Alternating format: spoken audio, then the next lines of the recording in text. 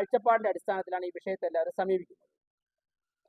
എന്നാൽ തെരഞ്ഞെടുപ്പ് കമ്മീഷൻ എന്ന് പറയുമ്പോൾ ഒരു തെരഞ്ഞെടുപ്പ് കമ്മീഷന്റെ ചെയർമാനും കുറച്ച് ഉദ്യോഗസ്ഥരും അടങ്ങുന്ന ഒരു സംവിധാനമാണ് തെരഞ്ഞെടുപ്പ് കമ്മീഷൻ. തെരഞ്ഞെടുപ്പ് കമ്മീഷൻ അതിന്റെ മറ്റെല്ലാ പ്രവർത്തനങ്ങൾക്കും പ്രയോജനപ്പെടുത്തുന്നത് അതാത് സ്ഥാപനങ്ങളിലെ ഉദ്യോഗസ്ഥരെയാണ്. അതായത് ഇപ്പോൾ വാർഡ് വിഭജനവും തദ്ദേശ സ്വയംഭരണ സ്ഥാപനങ്ങളിലേക്കുള്ള തെരഞ്ഞെടുപ്പിനും തെരഞ്ഞെടുപ്പ് കമ്മീഷൻ പ്രയോജനപ്പെടുത്തുന്നത് കേരളത്തിലെ മുനിസിപ്പാലിറ്റികളിലെയും പഞ്ചായത്തിലെയും കോർപ്പറേഷനുകളിലെയും ഉദ്യോഗസ്ഥരെയാണ്. അപ്പോൾ തെരഞ്ഞെടുപ്പ് കമ്മീഷൻ വാർഡ് വിഭജനം ഏതു തരത്തിൽ നടത്തണം എന്ന ഗവൺമെന്റിന്റെയും കമ്മീഷന്റെയും തീരുമാനത്തിന്റെ സർക്കുലർ താഴേക്ക് അയക്കുകയും അതാത് തദ്ദേശ സ്വയംഭരണ സ്ഥാപനങ്ങളിൽ അവിടുത്തെ സെക്രട്ടറി അല്ലെങ്കിൽ ചുമതലപ്പെടുത്തുന്ന മറ്റുദ്യോഗസ്ഥർ അവര് ആ സ്ഥാപനത്തിലെ ഉദ്യോഗസ്ഥരെ ചേർത്തുകൊണ്ട് ഒരു ബോഡി രൂപീകരിക്കും. കേരളത്തിൽ ഇത്തരത്തിൽ രൂപീകരിച്ചിരിക്കുന്ന ബോഡികളിൽ ആ ഘടകങ്ങളിൽ 90% CPMന്റെ യൂണിയൻ പ്രവർത്തകരാണ്. CPMന്റെ ഉദ്യോഗസ്ഥരുടെ സംഘടനയുടെ പ്രവർത്തകരെയാണ് അതിൽ നിറച്ചിരിക്കുന്നത്. അതുകൊണ്ട് തന്നെ ഈ വാർഡ് വിഭജന പ്രക്രിയകൾ തുടക്കം മുതൽ തന്നെ പൂർണ്ണമായും രാഷ്ട്രീയ പ്രേരിതമായിട്ടാണ്. അതായത് കഴിഞ്ഞ കാലങ്ങളിൽ CPM ഭരിക്കുന്ന തദ്ദേശ സ്വയംഭരണ സ്ഥാപനങ്ങളിൽ വ്യാപകമായ അഴിമതിയാണ്, കേരളത്തിൽ വ്യാപകമായ അഴിമതിയാണ് പല സ്ഥലത്തും നടക്കുന്നത്. അതുകൊണ്ട് തന്നെ പല വാർഡുകളും പല സ്ഥാപനങ്ങളും പല ഡിവിഷനുകളും അവർക്ക് നഷ്ടപ്പെടും എന്ന് മനസ്സിലാക്കിക്കൊണ്ട് വാർഡ് വിഭജനത്തിലൂടെ ഏതെങ്കിലും തരത്തിലുള്ള അട്ടിമറികൾ നടത്തി വിജയം കൈവരിക്കാൻ സാധിക്കുമോ എന്നുള്ളൊരു പരിശ്രമമാണ് അവർ നടത്തിയത്. ഇപ്പോ ഞങ്ങൾ ഈ കരട് പട്ടിക വന്നതിന് ശേഷം തിരുവനന്തപുരം ജില്ലയിൽ നടത്തിയ ഒരു പഠനം നടന്നുകൊണ്ടിരിക്കുകയാണ്. ഞങ്ങൾക്ക് മനസ്സിലായത് ഇപ്പൊ വർക്കല മുനിസിപ്പാലിറ്റി, വർക്കല നിയോജക മണ്ഡലത്തിൽ വർക്കല മുനിസിപ്പാലിറ്റിയിലെ 3-4 വാർഡുകൾ CPMന് മാത്രമേ ജയിക്കാൻ സാധിക്കുകയുള്ളൂ എന്ന അവസ്ഥയിലേക്ക് മാറ്റിയിട്ടുണ്ട്. അവിടെ ഒരു സീറ്റിന്റെ വ്യത്യാസത്തിലാണ് BJPയും CPMും തമ്മിൽ ഭരണത്തിൽ CPMന് ഭരണം ലഭിച്ചത്. ഒറ്റ സീറ്റാണ് ഞങ്ങളെക്കാൾ കൂടുതലുള്ളത്. എന്നാൽ അവിടുത്തെ 3-4 വാർഡുകൾ CPMനല്ലാതെ മറ്റാർക്കും ജയിക്കാൻ സാധിക്കാത്ത തരത്തിലേക്ക് നാച്ചുറൽ ബൗണ്ടറികളെ പോലും സ്വാഭാവിക അതിർത്തികളെ പോലും ലംഘിച്ചുകൊണ്ട് വിഭജിച്ചിരിക്കുന്നു. അതുപോലെ തന്നെ പുതിയതായിട്ടൊരു വാർഡുണ്ടാക്കി, ജനാർദ്ദനപുരം വാർഡ്. ആ ജനാർദ്ദനപുരം വാർഡില് CPM പറയുന്നവർ മാത്രമേ ജയിക്കൂ. അത്രത്തോളം CPMന് നല്ല മറ്റുള്ള ഒരു രാഷ്ട്രീയ പാർട്ടിയും പ്രവർത്തനമുള്ള ഒരു ബൂത്തിനെ പോലും, ഒരു ബൂത്തിന്റെ പകുതി പ്രദേശം പോലും അങ്ങോട്ട് ചേർത്തിട്ടില്ല. അപ്പോൾ ഇത്തരത്തിലുള്ള ഫാസിസ്റ്റ് സമീപനമാണ് ഉദ്യോഗസ്ഥരിലൂടെ വാർഡ് വിഭജനത്തിന്റെ കാര്യത്തിൽ വർക്കല ഭാഗത്ത് ചെയ്തത്. ഇപ്പോൾ ആറ്റിങ്ങൽ മുനിസിപ്പാലിറ്റിയിൽ ചെയ്തിരിക്കുന്ന ഏറ്റവും വികൃതമായ ഒരു കാര്യം, ഒരു സമുദായം, ആ സമുദായത്തിന് മാത്രം സ്വാധീനമുള്ള സ്ഥലത്ത് ഒരു വാർഡ് ഉണ്ടായി കൊടുത്തു. ആ സമുദായത്തിന് ഒരു സമുദായം മാത്രം ജനങ്ങൾ താമസിക്കുന്ന പ്രദേശങ്ങളെ തെരഞ്ഞു പിടിച്ച് സ്വാഭാവിക അതിർത്തികളെ പോലും ലംഘിച്ചുകൊണ്ട് ഒരു വാർഡ് ആറ്റിങ്ങൽ മുനിസിപ്പാലിറ്റിയിൽ ചെയ്തിട്ടുണ്ട്. നെടുമങ്ങാട് അസംബ്ലി മണ്ഡലത്തിലെ കരകുളം പഞ്ചായത്തിലെ വട്ടപ്പാറ ഈസ്റ്റ് വാർഡിൽ നിന്ന് BJPക്ക് സ്വാധീനമുള്ള കഴുനാട്, ഈ വട്ടപ്പാറ ഈസ്റ്റ് BJPക്ക് സ്വാധീനമുള്ള കഴുനാട് വാർഡിനോട് കൂട്ടിച്ചേർത്തു. എന്നിട്ട് ഈ കഴുനാട് വാർഡ് BJP ജയിക്കുള്ളൂ. ഈ കൂട്ടിച്ചേർത്ത വാർഡ് BJPക്ക് സ്വാധീനം ഉണ്ടായിരുന്നു. അവിടെയും ജയിക്കുമെന്നുള്ള ഭയം കൊണ്ട് ആ പ്രദേശം ഇങ്ങോട്ട് ചേർത്തു. അപ്പോൾ കഴുനാട് എന്തായാലും എങ്ങനെ വിഭജിച്ചാൽ ഞങ്ങളെ ജയിക്കുള്ളൂ. അതുകൊണ്ട് അപ്പുറത്ത് കിട്ടാൻ സാധ്യതയുള്ള ഒരു വാർഡ് ഇല്ലാതാണ്. അപ്പോൾ ഇങ്ങനെ പറഞ്ഞാൽ ജില്ലയിൽ മുഴുവനും വ്യാപകമായിട്ടുള്ള ക്രമക്കേടാണ് വാർഡ് വിഭജനത്തിന്റെ പേരിൽ നടത്തിയിട്ടുള്ളത്. പിന്നെ കേരളത്തെ മുഴുവൻ ബാധിക്കുന്ന ഒരു പ്രശ്നം, അത് ചില മാധ്യമങ്ങളിൽ വാർത്ത കൊടുത്തിട്ടുണ്ട്. ഒരു വാർഡാണ് ഏറെക്കുറെ എല്ലാ തദ്ദേശ സ്വയംഭരണ സ്ഥാപനങ്ങളിലും കൂട്ടിയിട്ടുള്ളത്. ഇപ്പോൾ കോർപ്പറേഷനിൽ കേരളത്തിലെ 6 കോർപ്പറേഷനുകളിലായിട്ട് 7 വാർഡാണ് കൂട്ടിയിട്ടുള്ളത്. 7 വാർഡുകളാണ് കൂട്ടിയിട്ടുള്ളത്. അപ്പോ ഈ ഒരു വാർഡ് കൂട്ടാൻ വേണ്ടി എന്ത് കാരണം പറഞ്ഞാണ് ഒരു വാർഡ് കൂട്ടുന്നത്? അപ്പൊ വികസനമാണ് എന്നുണ്ടെങ്കിൽ ഒരു വാർഡ് കൂട്ടിയാൽ എങ്ങനെയാ വികസനം സാധ്യമാക്കുന്നത്? ഇപ്പൊ 2011 ജനസംഖ്യ അനുസരിച്ച് വാർഡ് വിഭജനം നടത്തുമെന്നാണ് പറഞ്ഞത്. പിന്നീട് തെരഞ്ഞെടുപ്പ് കമ്മീഷൻ പറഞ്ഞു 2024 വീടുകളുടെ കണക്ക് വെച്ച് വിഭജനം നടത്തുന്നത്. ഇപ്പൊ ഏത് കണക്കിന്റെ അടിസ്ഥാനത്തിലാണ് വിഭജനം നടത്തിയിരിക്കുന്നത് ഇന്നും അറിയില്ല.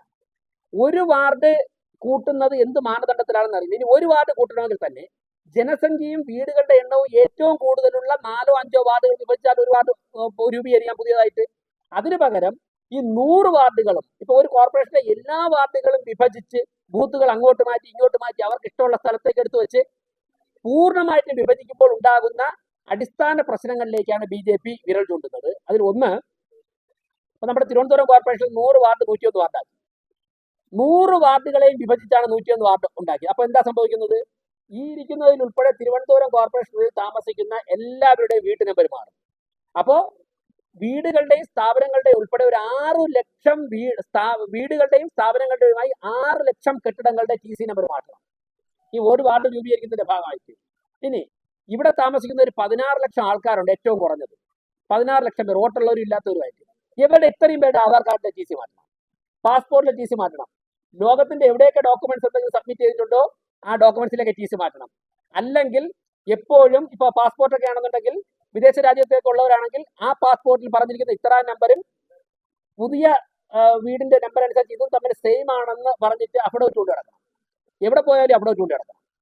അപ്പോൾ ഒരു വാർഡ് രൂപീകരിക്കാൻ വേണ്ടി 100 വാർഡ് വിഭജിക്കുമ്പോൾ 6 ലക്ഷം കെട്ടിടങ്ങളുടെ ടി സി നമ്പർ മാറണം, 16-20 ലക്ഷം ജനങ്ങളുടെ എല്ലാ അഡ്രസ്സിലെയും ടി സി നമ്പർ മാറണം. എന്തിനാണ് ഈ അൺനെസറി എക്സസൈസ്? ഒരു അനാവശ്യവുമില്ലാതെ ഇത്രയും.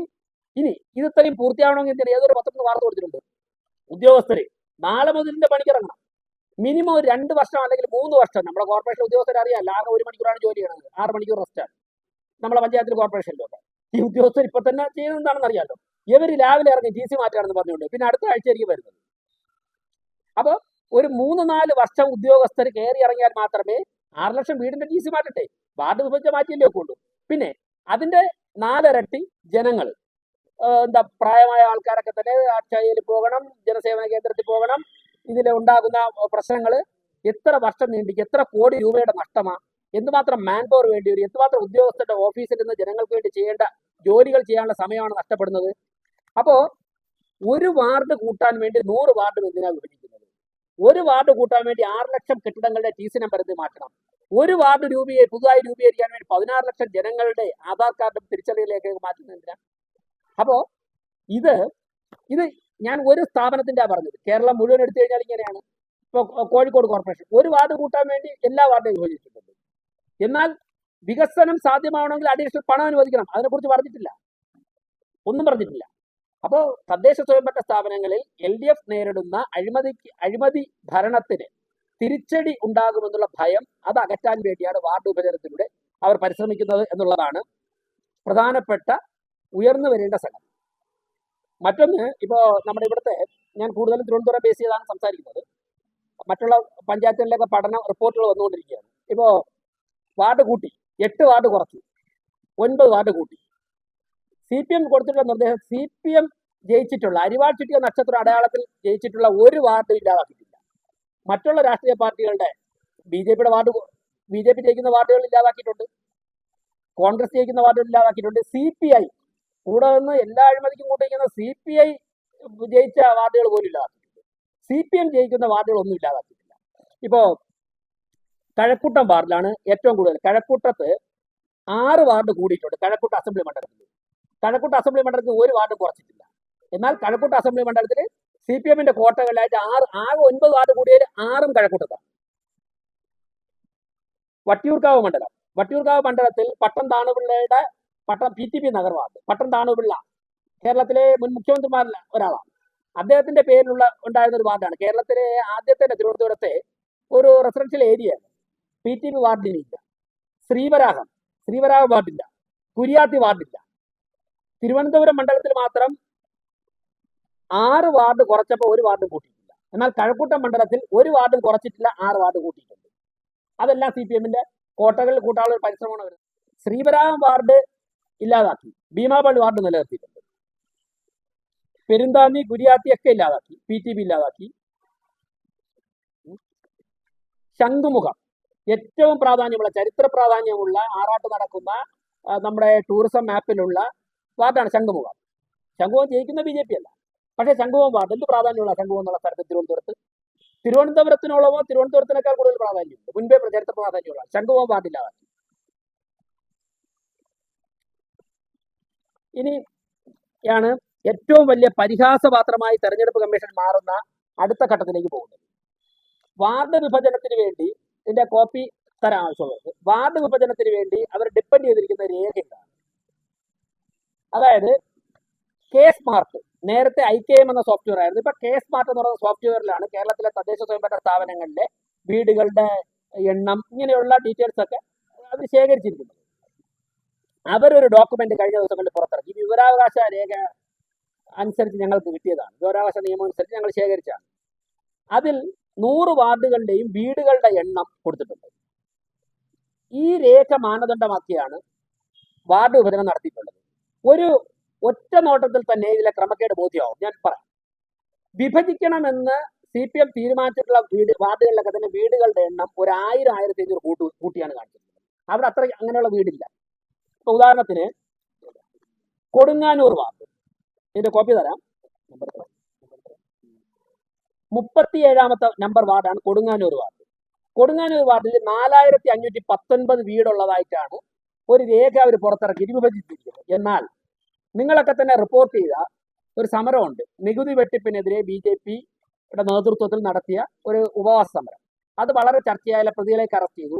അതിനുശേഷം കോർപ്പറേഷനുള്ളിൽ നടന്ന ചർച്ചയുടെ അടിസ്ഥാനത്തിൽ 100 വാർഡുകളുടെയും നികുതിയുമായി ബന്ധപ്പെട്ട ഒരു ഡീറ്റെയിൽ റിപ്പോർട്ട് അവർ പുറത്തിറക്കി. അതിൽ ഓരോ വീടും ഓരോ വീട്ടുകാരും ഓരോ കെട്ടിടങ്ങളും, അതായത് അതിൽ കൊമേഴ്സ്യൽ ബിൽഡിംഗ് വരും, വീട്ടുകാരും വരും, അടയ്ക്കുവാനുള്ള നികുതി കുടിശ്ശിക, ഇനി കുടിശ്ശിക ഇല്ലാത്തവരാണെങ്കിൽ അവിടെ 0 ഒക്കെ പറഞ്ഞിട്ട് ഡീറ്റെയിൽ ആയിട്ടൊരു പുസ്തകം അവർ പുറത്തിറക്കിയിരുന്നു. ഇത് കൊടുങ്ങാനൂർ വാർഡിൽ പുറത്തിറക്കിയ പുസ്തകമാണ്. ഇതാണ് ആ പുസ്തകം. അതിൽ പറഞ്ഞിട്ടുള്ളത് അവസാനത്തെ പേജിൽ അവസാനത്തെ വീടിന്റെ എണ്ണം 3015.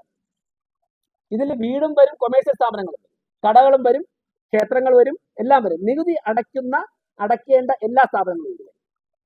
അത് 3015 വരുന്നുള്ളൂ.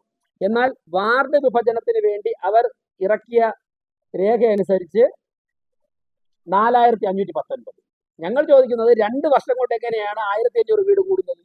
അവിടെ ഒരു 50 വീട് കൂടി കാണാം ഒരു വാർഡിൽ 2 വർഷം കൊണ്ട്. കാര്യം നമ്മുടെ കൗൺസിലർമാരൊക്കെ എല്ലാ ദിവസവും വീടുകളിൽ പോകുന്നതാണ്. അപ്പൊ 1500 വീടുകൾ അവിടെ കൂടുതലായിട്ടുണ്ടെന്നുള്ളൊരു കണക്കാണ് അവർ. ഈ കണക്ക് വെച്ചാണ് അവർ തന്ന 1 വർഷം മുമ്പ് തന്ന പുസ്തകം, 2 വർഷം മുമ്പ് തന്ന പുസ്തകമാണ് പൂജപ്പുര വാർഡ്. പൂജപ്പുര വാർഡ് എനിക്ക് നേരത്തെ അറിയാം. പൂജപ്പുര വാർഡില്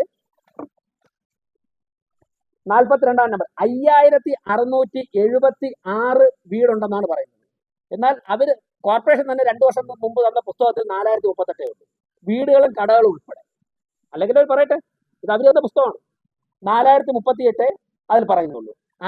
ഏകദേശം 1700 വീടുകളുടെ എണ്ണം മാത്രം കൂടുതലായിട്ട് കാണിച്ചിരിക്കുകയാണ്. ഇങ്ങനെ അവർ തന്ന മുഴുവൻ പുസ്തകങ്ങൾ ഞങ്ങളിലുണ്ട്. ഇതിൽ 90% വാർഡുകളിലും വീടുകളുടെ എണ്ണം തെറ്റായിട്ടാണ് കാണിച്ചിരിക്കുന്നത്. അവർ ആക്ച്വൽ തന്ന കണക്കുമായിട്ട് നോക്കുമ്പോൾ BJPയുടെ മാത്രമല്ല, ഇനി അവർക്ക് വിഭജിക്കണം, ഇനി ഇല്ലാതാക്കണം, വാർഡ് തന്നെ ഇല്ലാതാക്കണം എന്നുള്ളിടത്ത് കുറച്ച് കാണിച്ചിട്ടുണ്ട് സംഖ്യ. കൂടുതലും ചെയ്തിരിക്കുന്നത് BJP ജയിച്ച വാർഡുകളിലാണ്.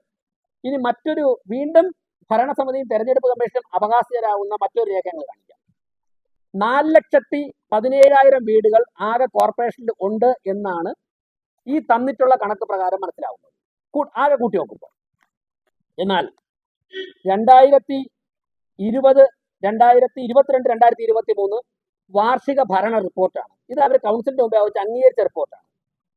അതിൽ പറയുന്നത് 3,34,865 വീടുകളും 422 ഫ്ലാറ്റുകളും ഉണ്ടെന്നാണ്.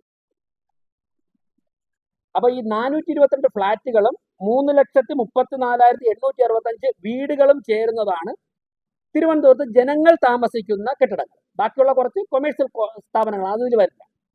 ഇനി ഒരു ഫ്ലാറ്റിൽ ഫോർ ആർഗ്യുമെന്റ് സേക്ക് 100 അപ്പാർട്ട്മെന്റുകൾ കൂട്ടിയാൽ പോലും 42,000 വരുള്ളൂ. ഈ 3,34,000 42,000 കൂടെ ചേർത്താൽ എങ്ങനെ പോയാലും 375 വരുള്ളൂ. എങ്കിലും അവർ പറയുന്ന കണക്കുമായിട്ട് 50,000 വീടിന്റെ വ്യത്യാസമുണ്ട്. ഇത് വാർഷിക ഭരണസമിതി റിപ്പോർട്ട് കൗൺസിലിൽ വെച്ച് കൗൺസിൽ അംഗീകരിച്ച റിപ്പോർട്ടാണ്. ആ റിപ്പോർട്ടും അവരിറക്കിയ കണക്കും തമ്മിൽ പോലും 50,000 വീടിന്റെ വ്യത്യാസം വരുന്നുണ്ട്. അപ്പൊ ഈ 3 രേഖകളും തമ്മിൽ ഒരിക്കലും ടാലി ആവുന്നില്ല.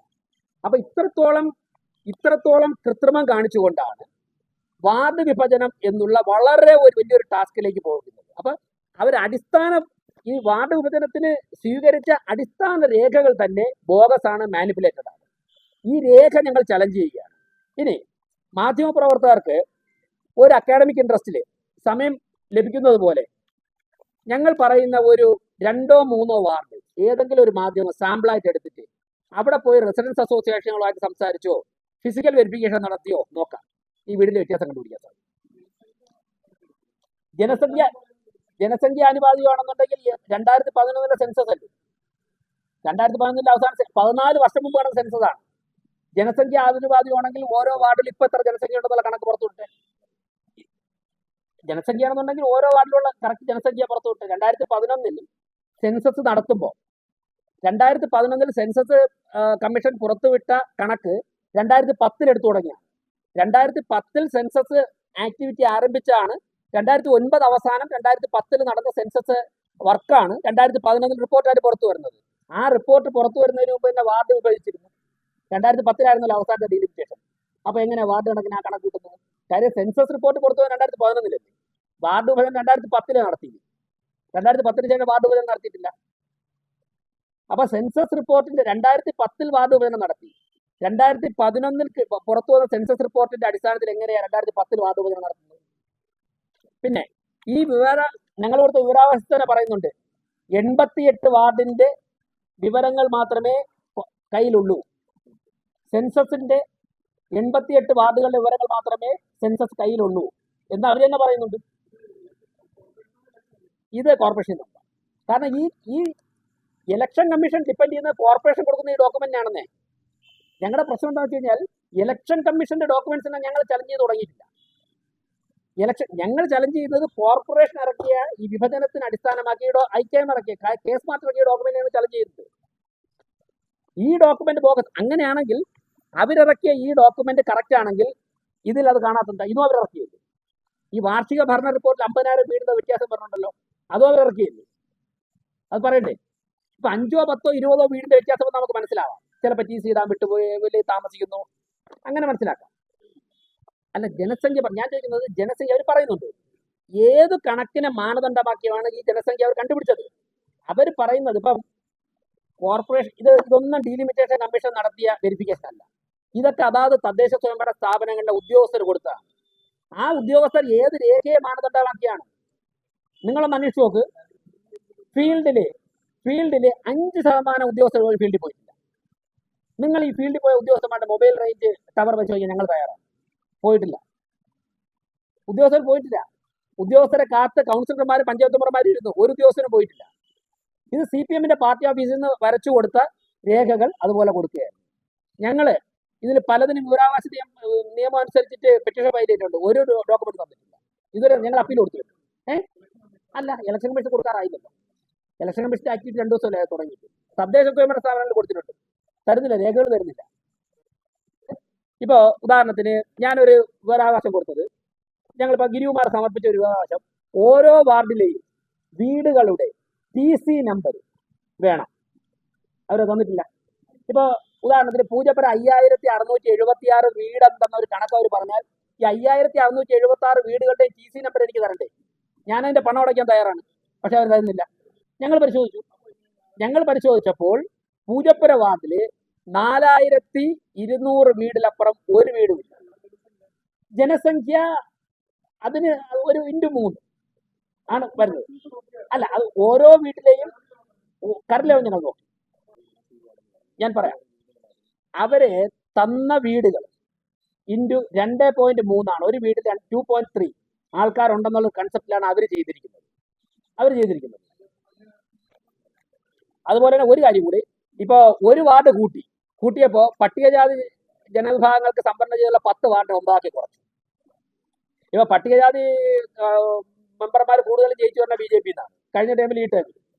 അതുകൊണ്ട് തന്നെ പട്ടികജാതി ജനങ്ങൾക്ക് 10 വാർഡുണ്ടായിരുന്നു, 9 ആക്കി കുറച്ചു. അപ്പോൾ ഇത് മുഴുവനും തന്നെ രാഷ്ട്രീയ പ്രേരിതമാണ്. ഞങ്ങൾ തെരഞ്ഞെടുപ്പ് കമ്മീഷനെ സമീപിക്കും, ഡീലിമിറ്റേഷൻ കമ്മീഷൻ സമീപിക്കും. അതിനുശേഷം ആവശ്യമാണെന്നുണ്ടെങ്കിൽ ഹൈക്കോടതി ഉൾപ്പെടെയുള്ള നിയമ സഹായങ്ങൾ ഞങ്ങൾ തേടും. തീർച്ചയായിട്ടും തിരുവനന്തപുരം കോർപ്പറേഷനിലെയും മറ്റ് തദ്ദേശ സ്ഥാപനങ്ങളിലെയും ഭരണാധികാരികളുടെ അഴിമതി മറയ്ക്കാൻ വേണ്ടി വാർഡ് വിഭജനത്തിലൂടെ CPM പരിശ്രമിക്കുകയാണ്. അതിനെ ജനങ്ങൾ തള്ളിക്കളയും. ഇത്രയും CPM ചെയ്തിട്ടും ഞങ്ങൾ നല്ല ആത്മവിശ്വാസത്തോടെയാണ് മുന്നോട്ട് പോകുന്നത്. CPM ഏതൊക്കെ വാർഡുകളാണോ അശാസ്ത്രീയമായി വിഭജിച്ചത് അവിടെയൊക്കെ തന്നെ ജനങ്ങളെ സംഘടിപ്പിച്ചുകൊണ്ട് രാഷ്ട്രീയമായി നേരിട്ട് നല്ല വിജയം ഞങ്ങൾക്ക് നേടാൻ സാധിക്കും.